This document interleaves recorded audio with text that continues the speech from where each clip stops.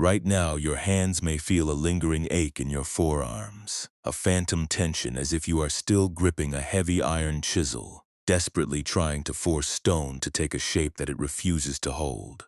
Perhaps your shoulders are pulled tight, anchored by the exhausting, invisible weight of every bridge you feel. You must personally build between yourself and others. You have spent your energy trying to span rivers that are wider than you are, laboring under the heavy conviction that if you just work a little harder, if you just hold the stones in place with enough sheer force, the people you care for will finally feel safe, stable, and whole. The air in the room tonight feels still, like the heavy, quiet humidity at the bottom of a deep canyon, where the sun has long since vanished behind the jagged cliffs, leaving behind only the rhythmic sound of water churning against rock and the cool, damp scent of crushed stone and moss. You are not broken because you feel this frantic erosion-level exhaustion. What you are experiencing is not a failure of character, it is a fundamental misunderstanding of your role in the world. Tonight, we will not force your mind to be silent, nor will we try to erase the care you have for those around you.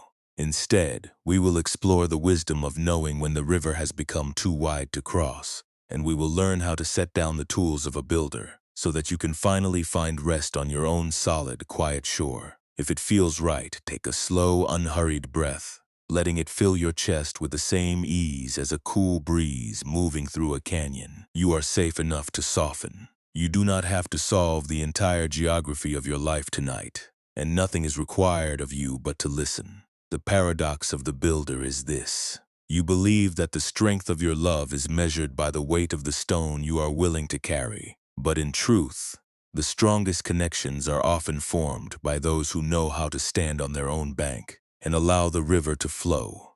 You fear that if you stop building, if you stop providing the labor of connection, the distance between you and another will become an unbridgeable chasm. Yet the Buddhist insight is quite different. Compassion without wisdom is often just another form of control. When we try to bridge the unbridgeable, we don't end up connecting, we end up drowning in our own effort. Maybe you have felt this too, the way you look at a relationship or a social struggle and see only the widening gap, the missed chances, the moments where you poured every ounce of your spirit into a span that simply refused to hold. You compare your own internal stability to the shifting, seasonal waters of the lives around you, and you feel responsible for the change. You pretend you are holding it all together, smiling while your chisel is worn to a blunt nub, and you check your progress against a standard that ignores the natural, seasonal force of the river. This is the weight of the fixer, the sharp, stinging memory of every stone that shifted under the current. You do not have to carry them anymore. The river does not mourn its own depth, and you, dear friend, do not have to mourn the distance that is meant to be there. If you are willing, shift your focus to the sensation of your weight against the surface beneath you. Feel the way your body rests, the way your muscles are finally beginning to slacken, losing that rigid, alert posture you have held throughout the long, strenuous hours of the day. You have been sitting as if you were still perched on the edge of a cliff, bracing yourself against the unpredictability of the next flood. But tonight, the invitation is simply to let the tools rest.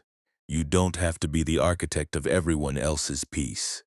You only have to be the one who sits in the quiet, listening to the resonance of the night as it settles into the canyon of your mind. Can you feel the subtle change when you release the tension in your fingers? That is the sound of a heavy stone finally being allowed to touch the earth, rather than being forced into a span that denies the river its path. You are already beginning the process of release, and there is no pressure to hurry the pace of your own healing. You have spent so much time being the provider who worries about the stability of the crossing, the one who tracks every shift with an anxious, analytical eye, the one who keeps a list of every masonry task that must be perfectly executed before the light fades. This is the identity of the perpetual savior. But beneath the anxiety of the construction, there is a person who simply wants to be still, to feel the relief of not having to justify the structure of their life, to hear the way the shadows look on the canyon walls, to feel the stillness of the shore without immediately needing it to be a bridge. That person is still here. They are the one who is currently listening, the one who is weary of the labor, the one who is brave enough to sit in the dark and admit that the river is far too wide to be conquered by one pair of hands. There is a profound, ancient mercy in realizing that you cannot control the current of another person's journey. The water will have its turbulent, rushing passages, its deep, dark pools, and its stretches of absolute, unvarnished mystery. Trying to force yourself to build a flawless stone span in the middle of a seasonal flood does not change the river, it only drains the life from your hands. When you feel that familiar itch to start auditing your own boundaries, or the compulsion to mentally sort through all the ways you could have fixed a situation, pause for a moment, do not judge the habit. It came from a place of wanting to be kind. It was, in its own way, a form of devotion to your own life's work, but it has outlived its usefulness. Tonight, we will learn how to walk through the cool, echoing canyon of your own awareness. We will see the stones you have been clutching, the heavy, sharp memories of your past efforts, the jagged, unfinished designs of your future expectations, and we will decide, one by one, which ones are ready to be left on the shore. You are allowed to be empty-handed. You are allowed to be unburdened by the requirements of a structure that was never your responsibility to hold. As you lie here, allow yourself to drift into a state where your only responsibility is to notice the rhythm of your breath.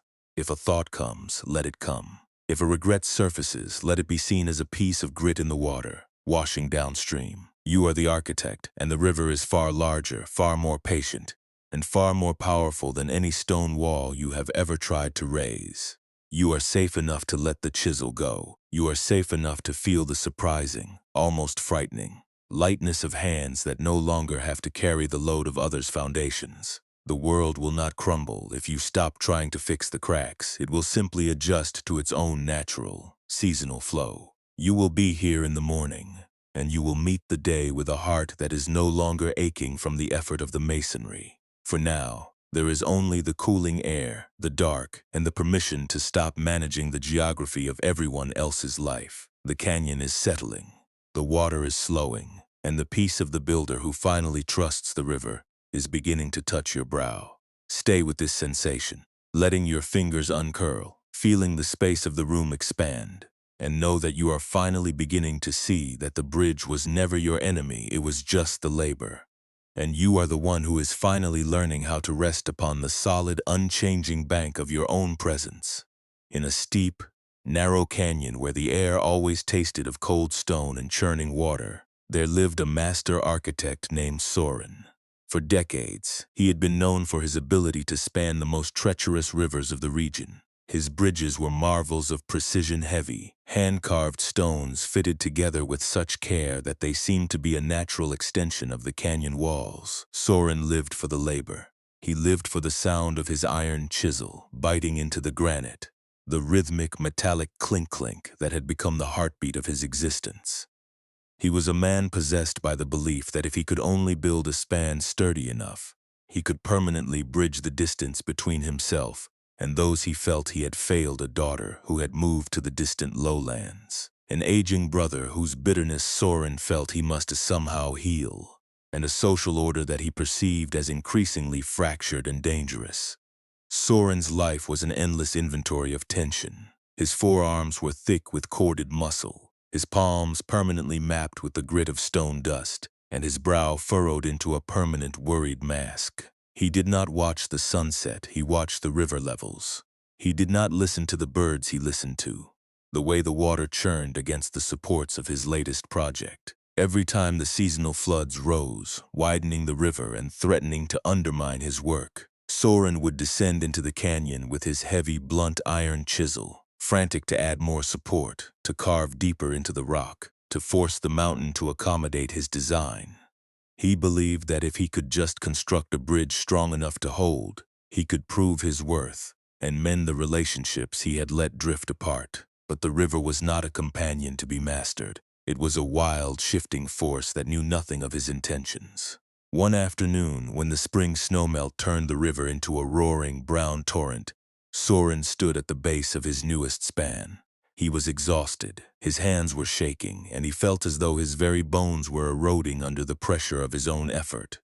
An old stonemason, a woman named Alara, who had built bridges in this canyon for longer than anyone remembered, walked down the narrow path behind him. She didn't carry a chisel. She didn't even look at the bridge. She walked to the very edge of the churning water and sat down on a flat, mossy rock, placing her hands in the cold spray. She watched the current for a long time, her face completely still, as if she were reading a book only she could see. Soren, unable to bear the silence, growled, "The river is widening again, Alara. It's tearing the foundation from the north side. I need to reinforce the span before the sunset, or the whole thing will be gone by morning." Alara looked at the raging water, then at Soren's trembling hands, and finally at the heavy iron chisel he held like a weapon. She reached out and touched the coil of thick woven hemp rope she carried over her shoulder, the same rope she used to test the capacity of her own spans. Without a word, she stood up, walked to the bridge, and began to untie the knots that secured the primary support ropes to the heavy stone anchors. Soren let out a strangled cry and rushed forward, grabbing her arm. "What are you doing? You'll destroy it. Everything I've built depends on those ropes, holding the weight." Alara didn't pull away. She waited until his grip on her arm loosened. Then she pointed to the space between two of his stones, where the river had already forced a gap. She asked him one simple, quiet question. "Soren, are you building a bridge to reach them? Or are you building a wall to keep your own fear of loss from finally washing away?" She then handed him the hemp rope, coiled and slack. She told him to hold it as if it were a heavy stone, and then to see what happened when he stopped pulling against it. Soren held the rope. He felt the weight, the coarse texture against his skin, and the sudden, jarring realization that he had been pulling with all his might against a force that was never meant to be stopped. He looked at the bridge, his masterpiece, and saw it for the first time as a frantic, brittle, and unnecessary intrusion upon the river. He realized he had been using his labor to punish himself for the distances that naturally occur between human beings. He had been trying to bridge the unbridgeable with stone and iron, hoping that if the structure held, the shame he felt for his past failures would somehow evaporate. He felt a sudden, sharp, and merciful collapse of his own will. He set the chisel down in the mud, where the water would eventually bury it, and he sat on the wet ground. He watched the bridge. He watched the river. He did not try to catch the stones as they began to shift under the pressure of the rising flood. He simply watched, his breath coming in slow, rhythmic waves that finally matched the tempo of the water. For the first time in years, the crushing weight in his chest began to dissipate. He realized that the river was not attacking him. The river was simply being a river, and he was finally allowed to be a person who stood on the bank. He had not suddenly fixed his relationships. He had not solved the pain of his past, but he had stopped being the enemy of his own peace. He had stopped trying to conquer the geography of his own grief.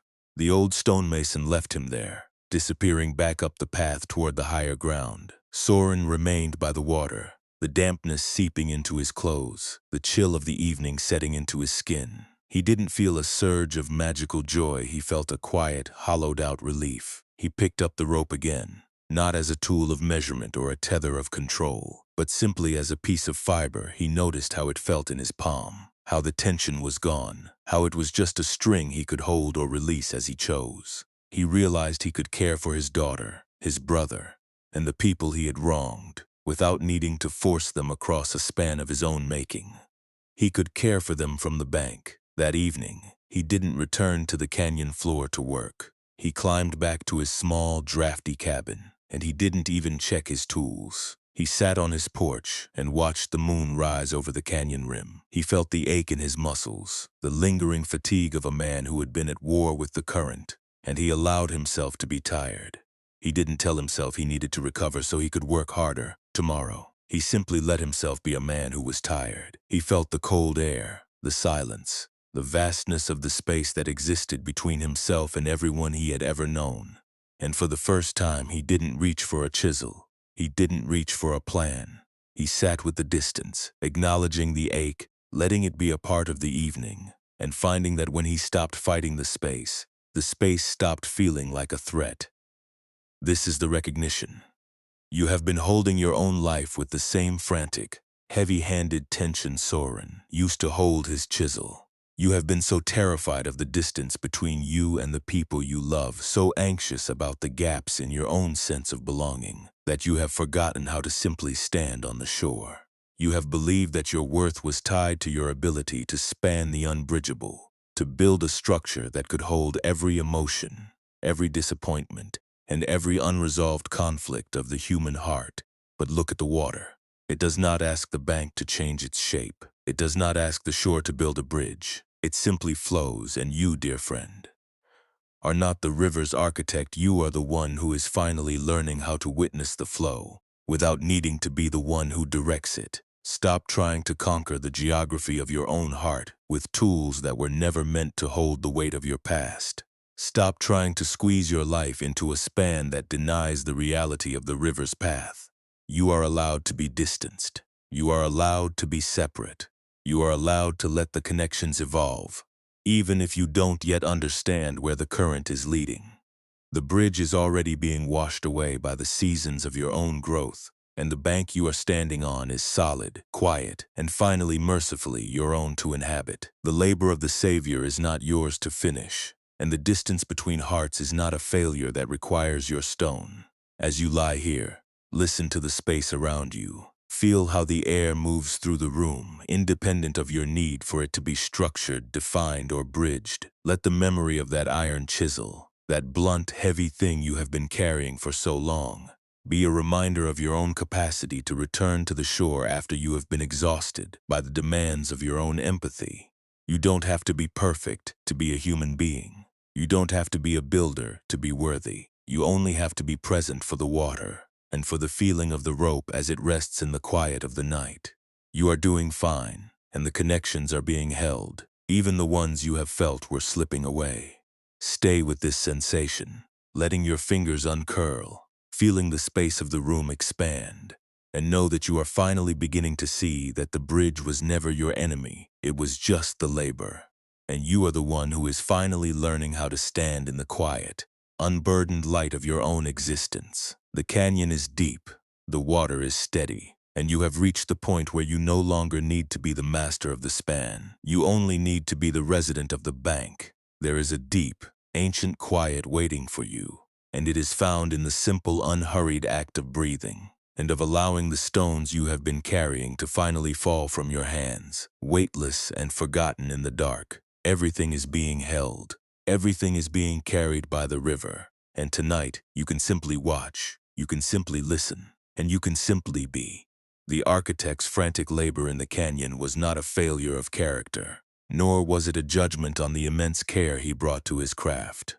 We often view the chasms in our own lives, the moments when our connections fray, the times when the people we love seem to pull away, or the instances where a project we poured our heart into begins to shift and crack as a structural failure that must be corrected with more stone, more labor, and more iron-willed dedication. We bring our tools to the center of our own existence, convinced that if we only build a stronger span, if we only work harder to connect the banks, we could finally force the distance to disappear.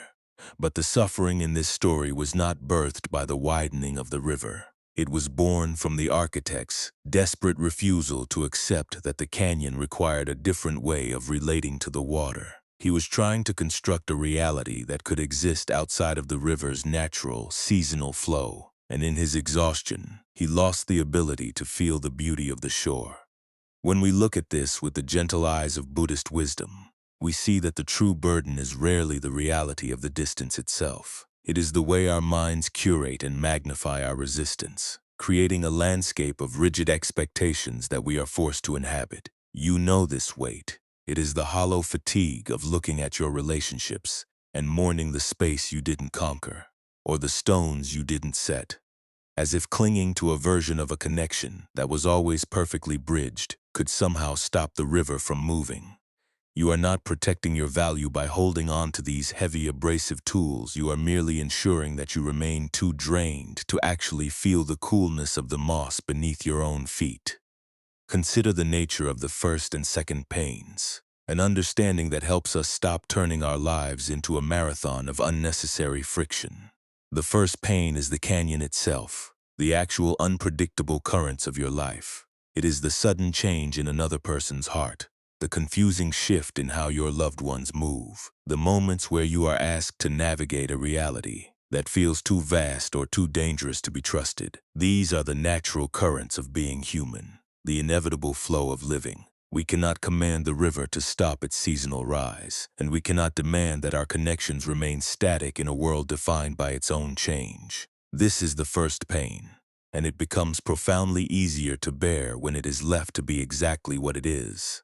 The second pain, the one that leaves your hands raw and your heart brittle, is the layer of judgment, analysis, and defensive posturing that the mind adds to the first. It is the internal voice that says, "I should have fixed this by now," or "if I am not constantly building a way to reach them, then I have failed to love, or I must make this canyon solid." This is the second wound, and it is a self-inflicted injury. It is not the widening of the river that exhausts you. It is the intensity you insist on maintaining, because you are afraid to stand on a bank that is not reinforced by your own labor. You have been adding a second layer of struggle to every gap, turning a natural part of the human experience into a crisis of belonging. The beauty of this teaching is not that it asks you to abandon your history or stop caring about the people who matter to you. It asks you to stop turning your existence into a masonry project that must be shielded from the truth of the water. We confuse effort with safety because it feels like something we can actually influence, when the reality of our modern relationships feels threatening, too wide, too shifting, too cold. Our hands reach out to grasp anything that can be measured or shaped. We compare our unseen inner efforts to the static images of how we think successful love should look. We criticize our own endurance, and we audit our pasts to find the specific stone that caused the collapse. These are all attempts to find solid ground on a floor that is constantly being reshaped by the current. But the more you try to solidify your existence through the rigidity of your demands, the more you become like the architect, stiff, focused only on the lack, and unable to feel the simple harmonic grace of the water as it moves through the canyon. True peace is not the absence of chasms, it is a profound change in your relationship with them. It is the capacity to sit on the bank when the bridge fades and feel the confusion of the distance without deciding that you must immediately reverse it or lament it as a personal failure. It is the ability to look at the failed spans of your past attempts, the relationships that evolved, the people who moved on, the versions of you that didn't stay the same, and recognize that they were merely the flow of a story that is still being written. You are practicing the wisdom of the shore dweller. You are moving away from the identity of the builder who must force the connection to be static, and into the identity of the traveler who is finally, tentatively, willing to see the river as it is, rather than as they fear it might be. This does not happen through an act of force. You cannot simply command your heart to stop longing for a sense of unbroken continuity. The transition begins the moment you stop treating every internal anxiety as a command to be obeyed. When a thought of "I am not doing enough to keep them close" arises, do not mistake it for a weather report that requires your immediate action. It is just a thought, a flicker, a movement of the mind's sediment. When a feeling of being abandoned creeps in, do not mistake it for a final judgment on your soul. It is just an emotion, passing like a ripple across the expanse of your consciousness. By witnessing these things without clinging to them, you are already setting down the chisel. You are already making room for the air to circulate around the cool, solid stone of your own being. You have spent so much energy trying to justify your worth through your ability to span, to stabilize, and to save. You have equated the tension in your forearms with the depth of your devotion to your own survival. But this is a misunderstanding of what it means to be alive. Your worth was never determined by the length of the bridge you could maintain. Your strength was never measured by your ability to keep the river from moving. You are allowed to be a person who steps back, a person who rests, a person who listens, and a person who watches the shadows move across the canyon wall without needing to account for every millisecond of the distance. This is the radical, quiet freedom that the architect was pointing toward when he finally set aside the tool that was meant to force the stone. The exhaustion you feel tonight is not a symptom of your incompetence. It is a sign that you have finally reached the limit of what can be carried while ignoring the canyon's natural pace. That exhaustion is actually a gift. It is the body's way of saying, enough. We cannot live like this anymore. It is the hands themselves telling you that you are ready for a different way of participating. You do not have to know how to inhabit the solitude of your own life. You do not have to have a plan for how you will bridge the coming days. You only have to sit with the distance you have been resisting, and for just a few moments, feel how much you have been restricting your own breath. This is the work of a lifetime, yet it is practiced entirely in the span of a single conscious moment. It is found in the pause between the urge to carve and the decision to let the stone be. It is found in the moment you realize that the anxiety you feel is not the truth of your situation. You are not losing your connections, you are finding your footing. You are reclaiming your peace from the clutter of the masonry. As you lie here in the dark, let yourself feel the vastness of the canyon. Notice how the space around you is not filled with tasks, not filled with threats, and not filled with the need to finish. It is just space, it is just quiet, and you are the one who is here, breathing within it. There is nothing left to solve right now. The master has moved on, the chisel is resting, and you are sitting on the edge of your own bank. The night is deep, the water has quieted to a low, steady hum, and the tension is left in the dust.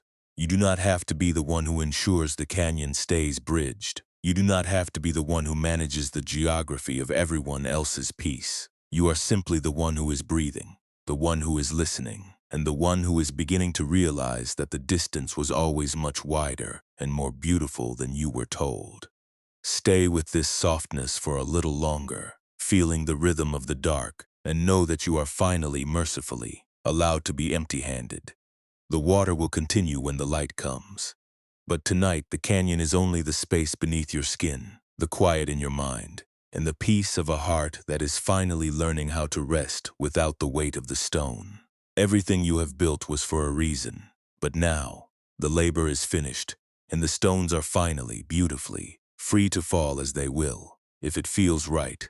Allow your shoulders to descend from your ears, settling into the heavy, quiet support of the mattress. Imagine for a moment that you are standing on that same bank Soren finally discovered the cool, mossy edge of a river that no longer asks you to build anything at all. You have spent so many years bracing your body as if it were a physical structure, tightening your muscles to keep the weight of your connections from shifting. Tonight, see if you can let the architecture of your own physical form be governed by the earth beneath you, rather than the expectations in your mind. Release the clenching in your jaw. Let the muscles of your belly soften, inviting the breath to move without needing to regulate its depth or its speed. You are not holding up the sky, you are resting in the space that the night has carved out for you. When the mind begins its familiar work, the restless, rhythmic construction of a solution, the mental rehearsal of a conversation you believe must be bridged, try not to see this as an intrusion. Instead, look at it as a piece of stone you have been carrying in your hand. Perhaps it is a heavy, jagged piece of granite, sharp-edged and difficult to hold. You have carried this worry because you believe that setting it down would mean you were no longer caring. But notice what happens if you simply open your palm. Visualize yourself placing that stone down into the tall, cool grass at the water's edge. You are not discarding the situation. You are simply giving your hands permission to be empty, to be soft, to be human. If you find that your mind immediately reaches out to pick the stone back up, that is perfectly fine. The habit of the builder is strong. It has been the way you have navigated your world for a long time. Simply notice that the reach is happening. You don't have to scold yourself or force a state of emptiness. Just acknowledge the motion. There is the desire to fix. There is no need for this desire to be a command you must obey. It is just a sensation, a signal in the nervous system that remembers how to labor. By naming it, you create a tiny essential gap between the habit and your response. In that gap, there is enough room to breathe, enough room to stay on the bank, enough room to realize that the river flows perfectly well without your constant intervention. Perhaps you might try this with every slow, deliberate exhale. Imagine that you are releasing the dust of the canyon from your skin. You have been covered in the grit of your own efforts, the fine, persistent debris of trying to make things hold together. With each breath out, feel that dust settling back into the earth where it belongs. You are becoming lighter, not because the problems of your life have vanished, but because you are no longer trying to weave them into the infrastructure of your own identity. You are becoming a person who can witness the distance without turning it into a failure. You are becoming someone who understands that the river is not a foe, but a force. There is no need to force a sense of peace. If your mind continues to jump from one task to the next, that is just the water of your own nature moving through its cycle. Even noticing the jump is a form of deep, grounded wisdom. It is the moment you wake up within the dream of the architect. It is the moment you realize that you were never the master of the river, only a traveler pausing by its side. If you feel a tightness in your chest, a familiar surge of responsibility for someone else's happiness, treat that feeling as you would a log floating down the river. You can watch it pass. You can acknowledge that it is moving through your heart, but you do not have to jump into the water to swim alongside it. You can stay on the bank, safe, dry, and entirely at rest, while the log moves wherever the current intends to take it. You might feel a subtle shift in the room, a sense that the weight you have been carrying was always optional. This does not mean that your care for others has diminished.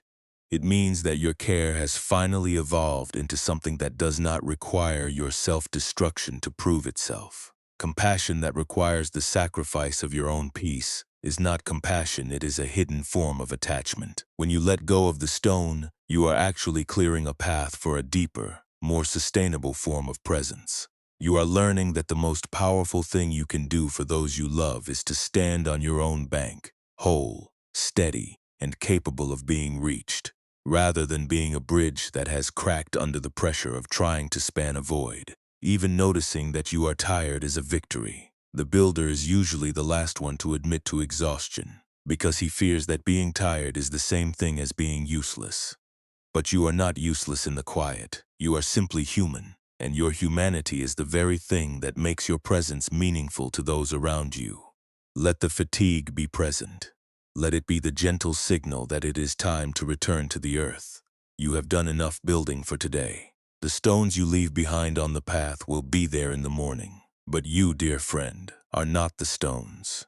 You are the space that holds them, the witness who watches them change, and the quiet heart that is finally learning to rest in its own, unburdened rhythm. If it feels right, place one hand gently over your chest. Feel the warmth of your palm against your skin. This is the only bridge you are responsible for maintaining tonight, the connection between your own spirit and the breath that animates it. You do not need to span any other distance. You do not need to connect any other shore. Everything else is being taken care of by the natural ancient force of the world itself. You are held by the same life that moves the river, and you are allowed to lean into that support. There is nothing to prove. There is no blueprint you must justify before the sun returns. You can return to this stillness whenever you are ready. Even if you wake in the night and feel the urge to pick up the chisel, you can choose to simply breathe.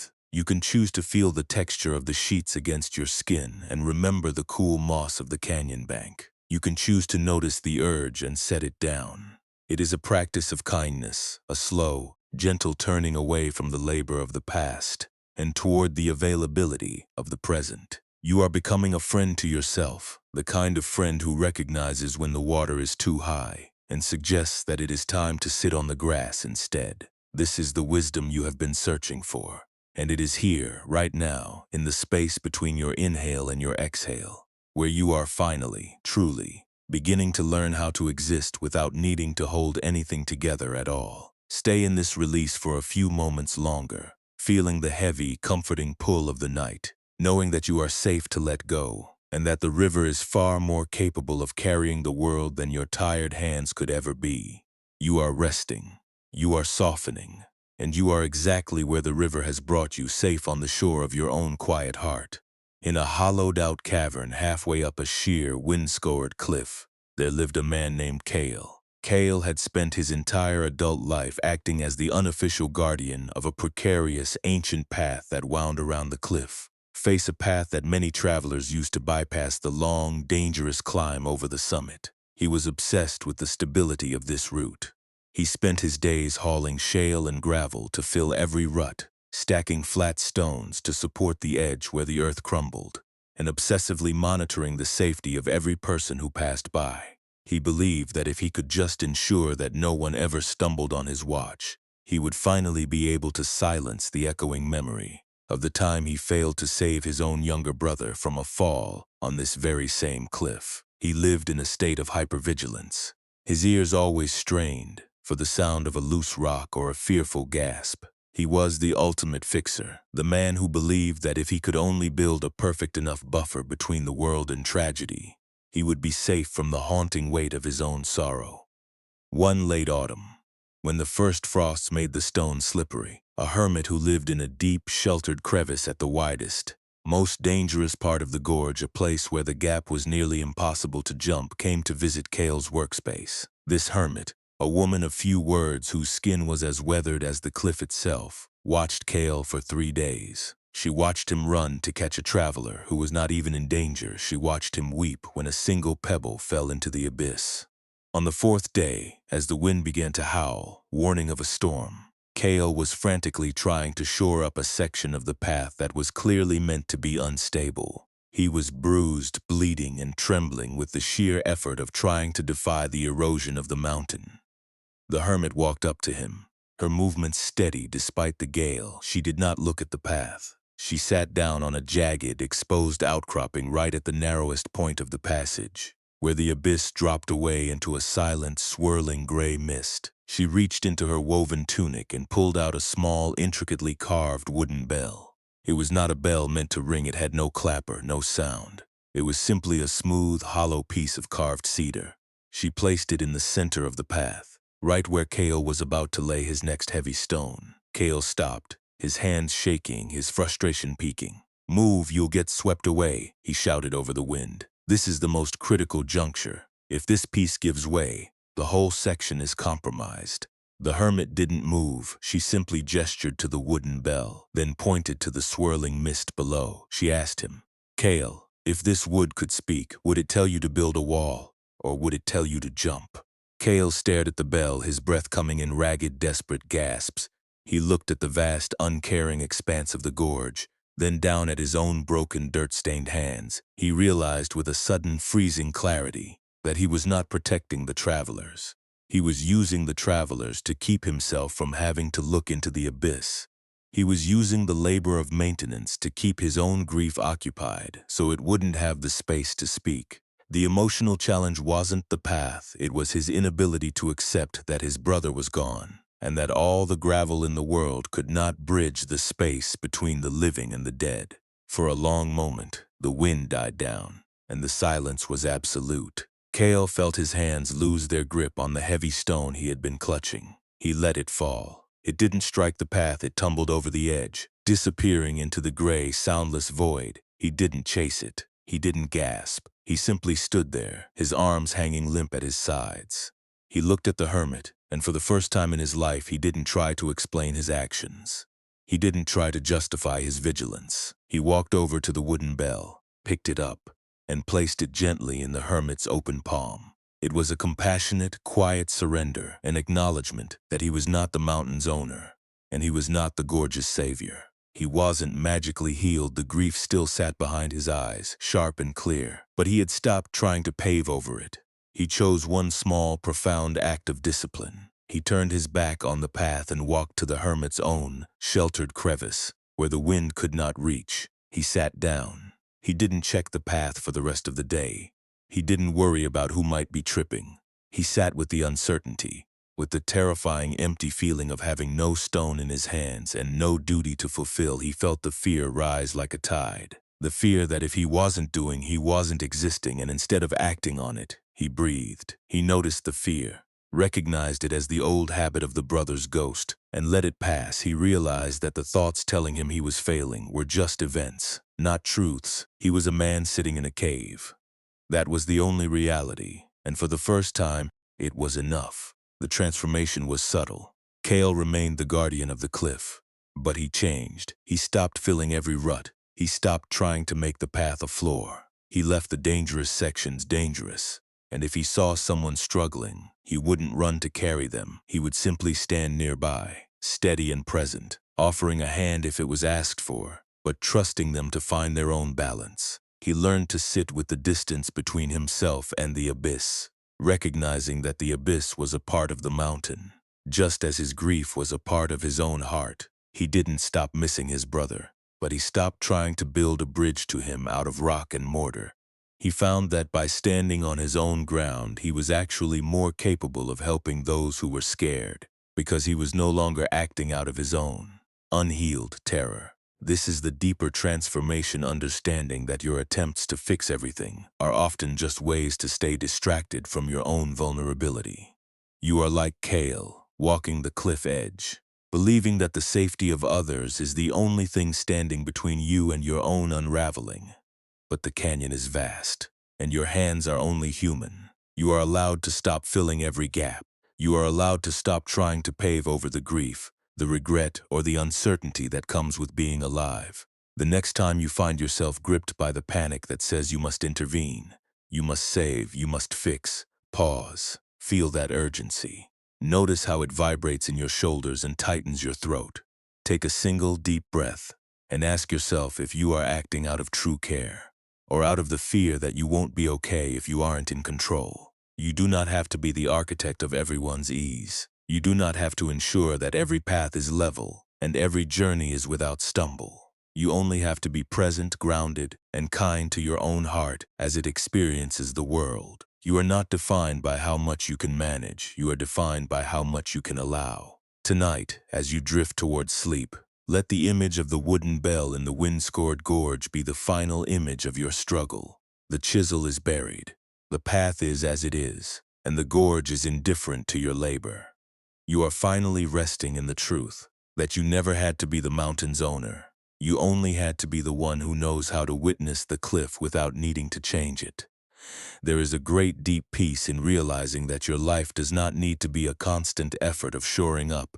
It only needs to be a steady, honest presence in the midst of whatever is currently shifting. Feel the weight of your body finally sinking into the earth, the way the night air moves across your skin, and know that you are finally, mercifully, allowed to be empty of expectation, full of rest, and perfectly, simply here. The path is silent, the wind is at rest, and you are home.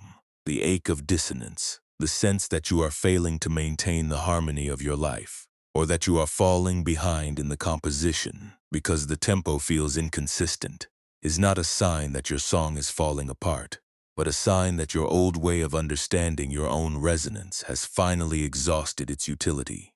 You have lived in the echo of this perceived fragmentation, feeling the pressure to remain as vibrant and flawless as you were in the height of your most effortless hours, as if the value of a musician could only be measured by the absolute stability of the notes. You have mistaken the natural shifting of the acoustics for a decline in your own creative essence. Yet, consider how much of your internal suffering is actually the friction of this resistance. The way you use your mind like a tuning fork that only knows how to vibrate at a frequency of agitation, trying to force the rhythm of reality into a rigid, unmoving shape so that you can insist on a melody that no longer exists in this changing air. This emotional mechanism, this constant rehearsal of the future and mourning of the past, is the engine of your unrest. When life brings a challenge, when your focus fragments, or when a goal you once pursued is no longer yours to claim, this is the first pain. It is the raw, unadorned experience of being alive in a world that is always in transition. It is the shifting of the acoustics, the unpredictability of the resonance, the inevitable unevenness of a human life. This first pain is not something you are meant to defeat. It is simply part of the landscape. But the mind, in its fear of being out of rhythm, adds a second, far heavier layer of struggle. It adds the judgment, the comparison, and the desperate, frantic effort to keep everything exactly as it was. It adds the shame of feeling muted, the fear that you have somehow lost your connection, and the internal voice that demands you strike a chord even in the dimmest, most erratic silence. This is the second wound, and it is a self-inflicted burden. It is not the silence of the valley that exhausts your spirit. It is the intensity you insist on maintaining, because you are afraid to stand in a place that is not filled with your own noise. You have been adding a second layer of struggle to every pause, turning a natural part of the human experience into a crisis of identity. When you treat your natural need for stillness as a lapse in your ability to perform, you are doing violence to your own heart. You are using the tempo of your past successes to measure the depth of your present worth. And because the rhythm of your memory no longer matches the terrain of your current reality, you conclude that you are failing, but you are not failing. You are simply in a season that requires a different kind of wisdom, the wisdom of the rest, the wisdom of deep, quiet, untraceable harmony, the wisdom of letting the vibration go so that the soul can finally breathe. Buddhist wisdom suggests that the suffering here is not in the shifting or the unfinished nature of your days, it is in the identity you have built around the finished melody. You have made the illusion of a perfect, static concerto your home, and now that the acoustics are moving, you feel like you are being evicted.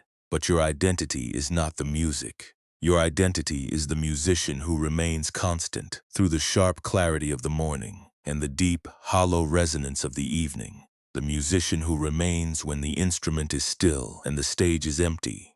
Peace is not found in the absence of this transition. It is found in the capacity to stand within the transition, without adding the second wound of self-reproach. It is the ability to feel the melancholy of the fading note without deciding that the musician has lost his way. Think of how much of your energy is spent trying to reconcile your inner world with a version of yourself that exists only in your own rearview mirror. You want to be at ease, but only on the condition that your clarity, your rhythm, and your output remain at the peak of their consistent intensity. But the Buddhist perspective invites you to reverse this. It invites you to find your center in the reality that is already here, with all its cooling shadows, its inconsistent tempo, and its emerging stillness. This does not mean you abandon your responsibilities or stop contributing to the world. It means you stop turning your life into a performance of who you used to be. When you feel that familiar pull to judge yourself for the way your focus is moving, pause. Breathe into that tightness in your chest.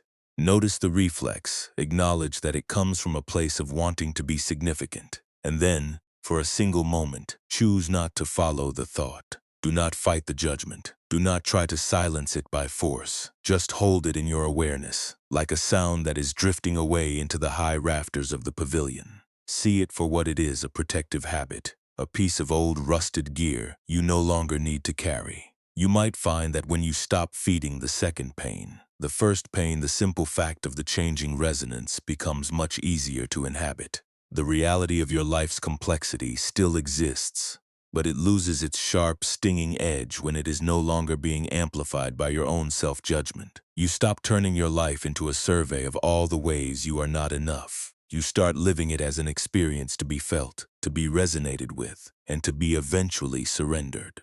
It is a slow, quiet work to dismantle the habit of defining your worth by your ability to manage the sound. It does not happen in an instant, and it is not something you achieve once and for all. It is a practice you return to, over and over, whenever you notice yourself reaching for the tuning fork of your own criticism. You will reach for it. That is the nature of a mind that has been taught to fear the quiet. But each time you notice, each time you feel the phantom weight of that silver in your hand and choose to leave it on the floor, you are growing in a different kind of strength. You are growing in the strength of understanding. You are learning that you are not the notes that form. You are the one who watches them appear, the one who remains when the melody is blurred, and the one who knows that the quiet, unmeasured moments are not a waste, but a sacred, necessary space for the spirit to expand. Many of the things you fear, the loss of your former tempo, the discomfort of the transition, the feeling of being removed from the frantic pace of the world, are not actually enemies of your peace. They are simply parts of the human experience. When you stop fighting them, you stop being exhausted by them. You may find that your mind is still busy, that thoughts still arise about how you should be playing, and that your heart still feels the weight of the change. But you are no longer adding the extra burden of should. You are no longer holding yourself hostage to the idea that you must be someone other than who you are in this very unfolding moment. Rest in this recognition. Let it settle into the very marrow of your bones. You have been carrying the weight of an entire symphony on your shoulders. believing that if you ever let go, your purpose would wither away. But the musician does not lose his purpose when he sets the instrument down. He enters a new, deeper intimacy with the hall. The pavilion is not your enemy, and the movement of the air is not your failure. It is just the way the world breathes, and you, standing in the pavilion, are the witness who allows it all to be. You do not need to solve this. You do not need to understand it completely tonight. You only need to be the one who sits in the quiet and watches the harmony shift. As the second wound finally begins to heal from the simple, honest act of being met with kindness, the night is deepening, and the echoes of your past concerts are fading into the vast open expanse of the sky, leaving you in a stillness that is finally, mercifully your own. You have played long enough, and the floor is cool, and the flute is left in the shadow, and for now, that is enough. This wisdom is not intended to be tucked away in the quiet of a canyon crevice, nor is it a philosophy meant only for the stillness of a monastery path. It is meant for the very moments when your life feels the most cluttered with the debris of expectations. The times when you feel the heavy, abrasive strike of your own internal chisel pulling at your spirit. Consider the common, quiet struggles of a modern day, the way you might find yourself checking your device for the 5th time, waiting for a digital signal that you believe will finally validate your connection, or settle the restless tide of your insecurity. That impulse to reach for external reassurance is just like the builder pacing the perimeter of his span, checking the ropes for tension that only exists in his own anxious imagination. It is a reflex born of the fear that if you are not constantly tending to the signals, you will somehow cease to be relevant, or you will be forgotten in the rush of the turning world. In that moment, you do not have to put the device down to practice the lesson. You only have to notice the tightening in your hand, the way your grip has become sharp and demanding. You only have to recognize that your desire for confirmation is not the same thing as the truth of your own steady, unchanging heart. You can breathe, acknowledge the ache of the waiting, and choose to let the air pass through your awareness without needing to force a specific outcome. Think of those long, restless nights when your mind begins to replay a mistake you made weeks or even years ago. You are lying in the dark, your body tired, but your thoughts are busy reenacting the same scene, trying to find a better stone to set. You are convinced that if you just analyze the interaction one more time, if you just find the perfect word you should have spoken, you will finally achieve the quiet you crave. But harmony does not come from the perfection of the past. It comes from the willingness to admit that the stone has already fallen into the canyon. When you find yourself in this loop, you are essentially standing before the chasm, trying to recall a weight that has already been absorbed by the water. Instead of fighting the memory, try to feel the physical sensation of the shame or the regret. Do not make it a story about who you are. Just make it a sensation in your body, a warmth, a heaviness, a tightness. By observing the physical feeling rather than the intellectual story, you are already stepping away from the walls that echo back the pain. You are letting the weight fall, and in doing so, you are allowing yourself to finally rest in the dark. It is also for those times when you are sitting in a room full of people, perhaps participating, while feeling an immense heavy weight inside that no one else can see. You are afraid that if you stop performing, if you stop keeping your internal bridge in full, vibrant sound to maintain your image, others will see the signs of your fatigue and judge you for it. But this, too, is a form of control. It is the belief that your inner peace is a public responsibility. You can care for others, you can be present for them, and you can still allow your own inner world to be unspanned and vulnerable. You do not have to be a polished, finished structure to be worthy of belonging. You are allowed to be in the middle of your own turning, even if that turning looks messy or quiet to the rest of the world. When you feel the heavy guilt that comes with needing to rest, recognize it as the voice of an audience member who thinks they have the right to demand your constant output. You do not have to earn your right to breathe. You do not have to earn your right to be still. The canyon does not earn its peace, it simply inhabits the space where the river happens. You can do the same. If your mind tells you that you are falling behind, or that others are further ahead, or that you have not achieved enough to justify a quiet moment, Tell yourself that these are just reflections of the vibration. They are not laws. They are not instructions for how you must live your life. They are just frequencies that have bounced off the memories of your past. You can watch them vibrate without feeling obligated to agree with them. Practice this in the small moments of your day. A single breath before you answer an email is a form of profound wisdom. A moment of pause before you react to an unkind word is a way of saying that you are not going to be ruled by your own defensive reflexes. You are not trying to change the world. You are trying to be someone who is no longer at war with the geography of it. You are trying to become a person who can witness the noise of modern life without needing to become the noise yourself. You can care deeply about the people in your life without gripping them so tightly that you bruise the harmony. And you can honor the work you do without demanding that the result define your soul. There will be days when you forget. There will be days when you find yourself deep in the panic, desperately trying to pick up the chisel, convinced that if you don't reinforce the path, it will surely fall into the abyss.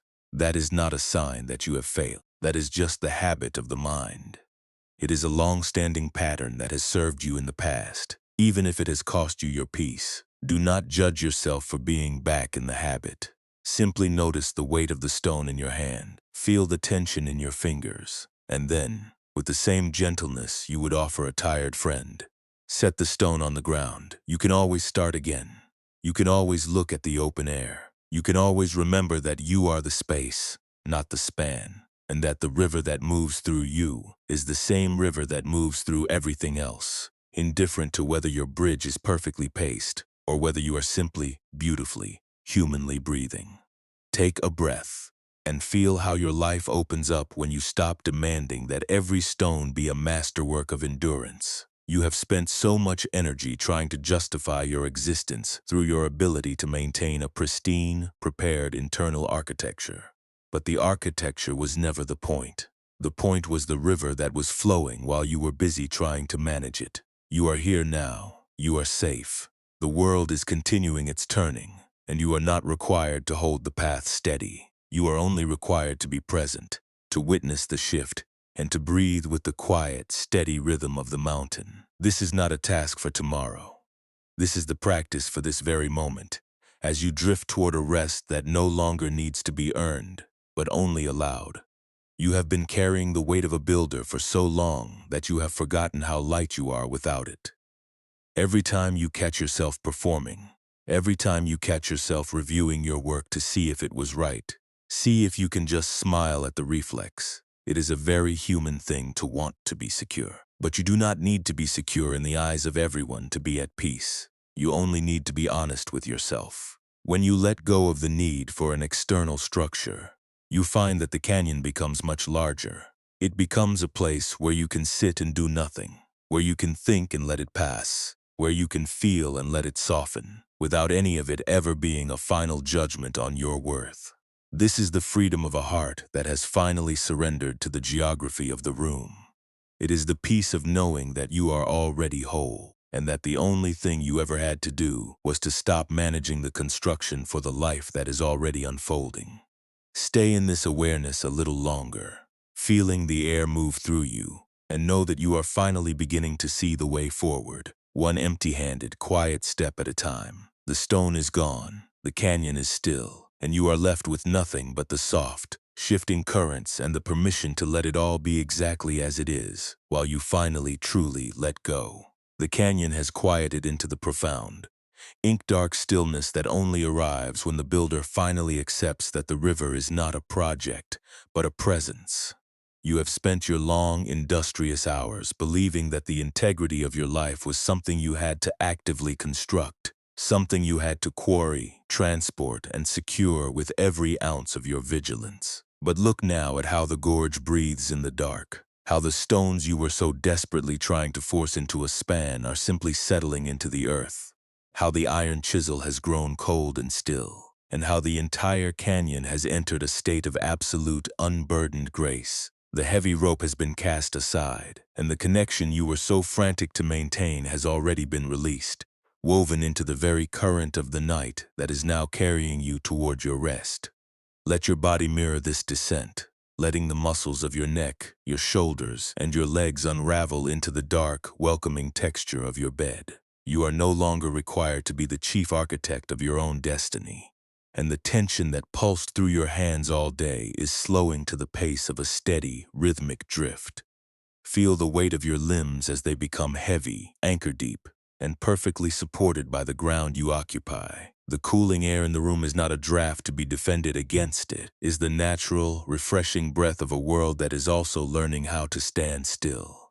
Each breath you take is a small, quiet returning, a gentle movement away from the effort of the construction and back toward the safety of an existence that does not need to be spanned.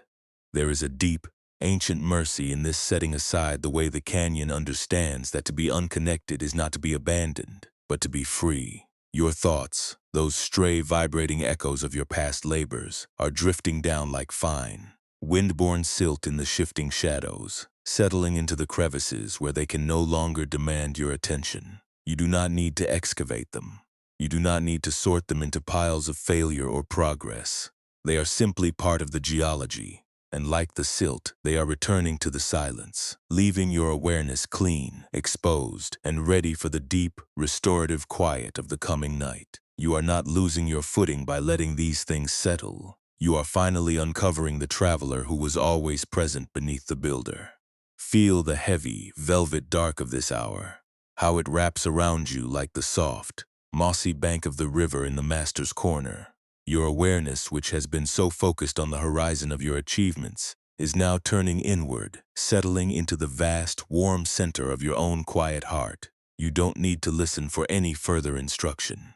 You don't need to analyze the geometry of your own piece. You can simply let yourself be a part of the bank, standing in the stillness, anchored in the truth that you are enough, exactly as you are, without a single stone set to your name.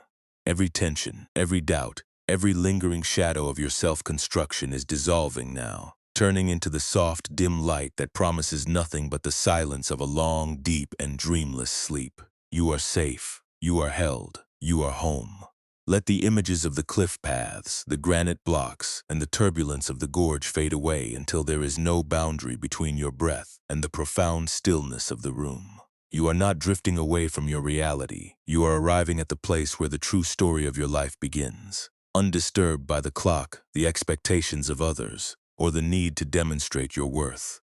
The night is a vast, calm sanctuary, and you are a traveler who has finally set down the heavy tools, settling into a rest that has been waiting for you since the dawn first touched the canyon rim.